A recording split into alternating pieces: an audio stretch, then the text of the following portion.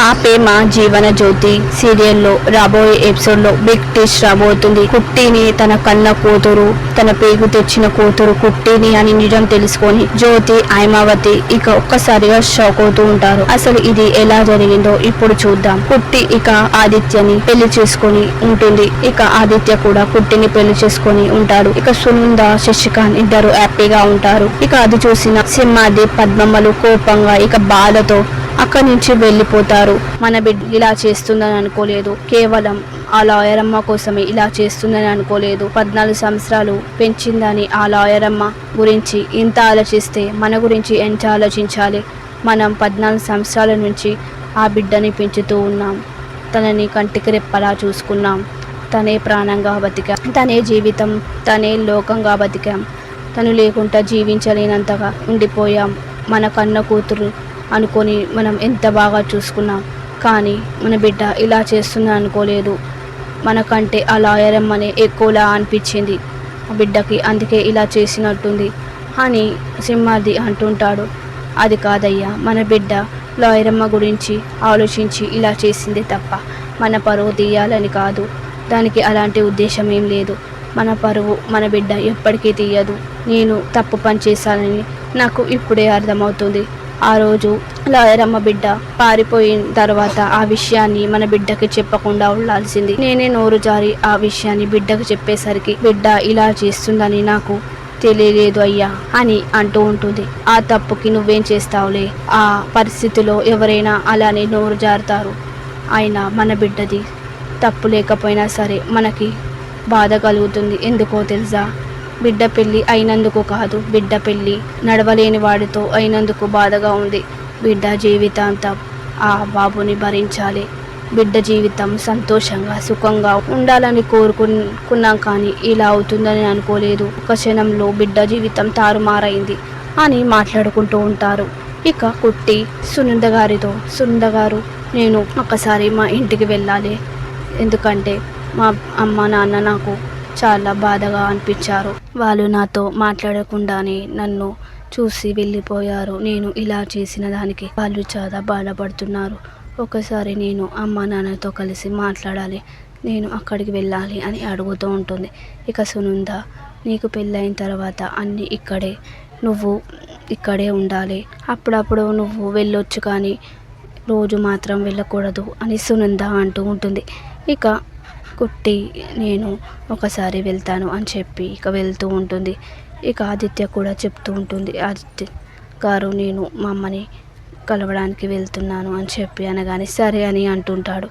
ఇక కుట్టి సింహాది, పద్మమ్మ దగ్గరికి వస్తూ ఉంటుంది భయంగా. ఇక కుట్టిని చూసి సింహాది, పద్మమ్మలు ఏంటి బిడ్డ ఇక్కడికి వచ్చావు, ఇప్పుడు నీది నీ ఇల్లు కాదు, ఇప్పుడు నీది పరా ఇల్లు అని అంటూ ఉంటారు. అదేంటమ్మా అలా అంటున్నావు, ఇది ఇప్పుడు పెళ్ళైన తర్వాత నా ఇల్లు కాకుండా పోతుందా? ఎంత పెళ్ళైనంత మాత్రాన ఇది నా ఇల్లు కాకుండా పోతుందా? మీరంతా నా వాళ్ళు, మీరు అమ్మా నాన్నలు నేను ఎప్పటికీ మర్చిపోలేను అని అంటూ ఉంటుంది. నువ్వు చేసింది చాలు బిడ్డ, ఇక ఏముందని ఇక్కడికి వచ్చావు అని సింహాది అంటూ ఉంటాడు.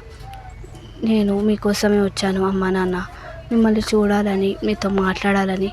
మీరు నాతో కోపంగా ఉన్నారని, బాధగా ఉన్నారని కూడా నాకు తెలుసు, కానీ నేను ఇది ఎందుకు చేశానో తెలుసా అని అంటూ ఉంటుంది. నాకు అంతా తెలుసు బిడ్డ, మీ లాయర్ అమ్మ కోసమే నువ్వు ఇలా చేసావని తెలుసు.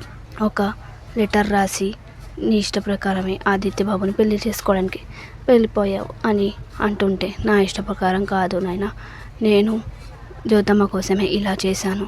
జ్యోతమ్మ జైలుకి వెళ్ళకుండా ఉండాలంటే నేను ఇలా చేయక తప్పలేదు అని అంటుంటే, ఆ జ్యోతమ్మ కోసం జీవన వచ్చింది. ఇప్పుడు జీవననే కదా ఆదిత్యని పెళ్లి చేసుకుంటుంది. ఆ జీవన వచ్చింది కాబట్టి ఆదిత్య బాబుని పెళ్లి చేసుకుంటుంది కదా, నువ్వెందుకు చేసుకున్నావు అని అంటుంటే, జీవన వచ్చిందా అని అంటుంటే, అవును జీవన వచ్చింది, ఇప్పుడు ఆదిత్య బాబుని జీవనే కదా పెళ్లి చేసుకునేది అని అంటూ ఉంటాడు. కానీ ఆ జీవన రాకపోయి ఉంటే జ్యోతమ్మ జైలుకి వెళ్ళేది. జ్యోతమ్మ జైలుకి వెళ్తే నేను ఎలా చూస్తూ ఊరుకోను. అయినా ఇంత చేయడానికి, నువ్వు ఇంత బాధపడడానికి, నువ్వు ఆ బాబుని పెళ్లి చేసుకోవడానికి ఆ లాయర్ అమ్మ నీకేమవుతుందని కన్న బిడ్డే వాళ్ళని వదిలేసి పారిపోయింది. కానీ నువ్వేం చేసావు బిడ్డ, నీకేమవుతుందని చేసావు? లాయర్ అమ్మ బిడ్డని పెళ్ళి వద్దనుకొని వెళ్ళిపోయింది. కానీ ఏమి కానీ నువ్వు ఎందుకు చేసావు బిడ్డ ఇదంతా? మేము ఏమైపోతామని అనుకున్నావు? మేము మీకు కనిపించలేదా?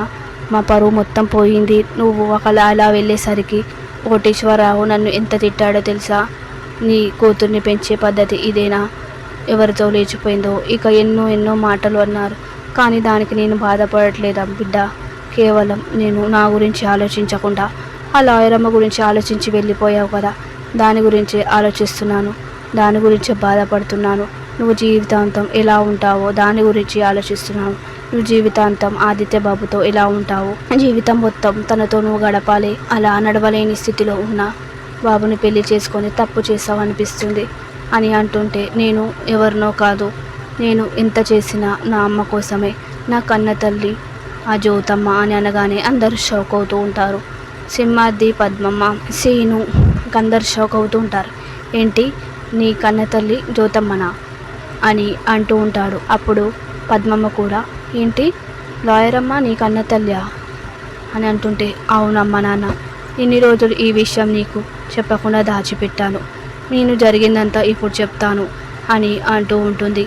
అసలు ఏం జరిగిందంటే, చిన్నప్పుడు నన్ను ఎవరో దూరం చేశారు. నన్ను పుట్టగానే దూరం చేసిన తర్వాత నేను పెద్ద అయిన తర్వాత నాకు ఒక విషయం తెలిసింది.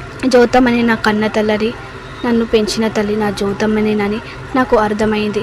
అప్పుడే గురువు సాధువు గారు నాకు ఒక విషయం చెప్పారు. నువ్వే జ్యోతి కూతురు అని తెలిస్తే జ్యోతమ్మకి గండం ఉందని చెప్పారు. జ్యోతమ్మకి గండం ఉంటే తను చనిపోతుందని చెప్పేసరికి నేను చాలా భయపడ్డాను, బాధపడ్డాను. నా కన్న తల్లి నా వల్ల చనిపోవడం ఏంటి? తను చనిపోకూడదు, ఎప్పుడు తను సంతోషంగా ఆనందంగా ఉండాలి. నేను తనకి దగ్గర కాకపోయినా పర్లేదు, నేను తన కూతుర్ని చెప్పకపోయినా నాకు పర్లేదు, కానీ నా అమ్మ మాత్రం ఎప్పుడు సంతోషంగా నా కళ్ళ ముందే ఉండాలి అని అనుకున్నాను. అందుకే నేను ఒక నిర్ణయం తీసుకున్నాను. నా ఫ్రెండ్ అయిన మల్లిని నేను జ్యోతమ్మ కూతురుగా తీసుకొని వచ్చాను. ఆ ఇంటికి నేనే జ్యోతమ్మ కూతుర్ని కాకుండా ఆ మల్లినే సొంత కూతురు అని చెప్పి అందరికీ నమ్మించాను. ఆ తర్వాత నేను ఆ ఇంట్లోనే ఉన్నాను అని అనగానే ఇక అందరూ షాక్ అవుతూ ఉంటారు. ఏంటి ఇన్ని రోజులు ఈ విషయం నువ్వు చెప్పలేదా? ఎన్ని బాధలు నువ్వు ఎలా దాచుకున్నావు బిడ్డ? ఈ విషయం నేను ఇప్పుడే అందరు చెప్తాను అని సింహాద్రి, పద్మమ్మలు అంటూ ఉంటారు. వద్దునైనా, నువ్వు ఈ విషయం చెప్తే జ్యోతమ్మకి ఏ ప్రమాదం జరుగుతుందో ఏమో, ఈ విషయం నువ్వు చెప్పకు అని అంటుంటే, లేదు బిడ్డ లేదు, నేను ఈ విషయం ఏంటనే చెప్తాను అని చెప్పి ఇక వెళ్తూ ఉంటారు. ఇద్దరు జ్యోతిని, ఐమావతిని పిలుస్తూ ఉంటారు. లాయరమ్మ అనుకుంటూ వస్తూ ఉంటారు. ఏంటి సింహాద్రి గారు ఎలా వచ్చారంటే, నీకోసం నీ కన్న కూతురు ఏం చేసిందో తెలుసా? నీకోసం నువ్వు జైలుకు వెళ్లకుండా ఉండడానికి నీ కూతురు పెళ్లి చేసుకుంది అని అంటూ ఉంటే ఇక వాళ్ళకి ఏం అర్థం కాదు. అదేంటి నా కూతురు పెళ్లి చేసుకోవడం ఏంటి?